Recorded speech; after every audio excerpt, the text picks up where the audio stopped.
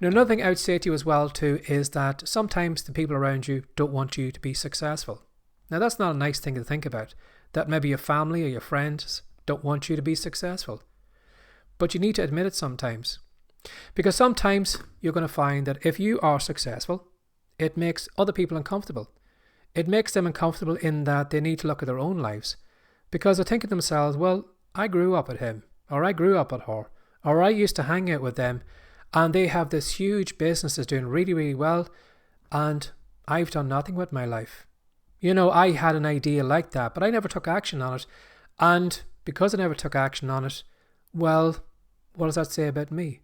And sometimes it's easier for that other person to try and break down your castle instead of actually building one themselves.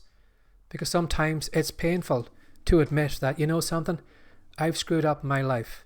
And sometimes we don't want to look at ourselves. Sometimes it's a lot easier to point our anger, point our finger and try and bring down someone else instead of supporting them.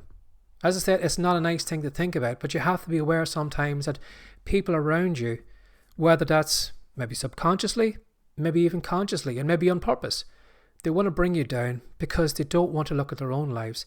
And it's far easier for them to pull you down and have you on the same level with them than admitting that something, you know something, maybe I screwed up my own life. Maybe I should have did what they're doing.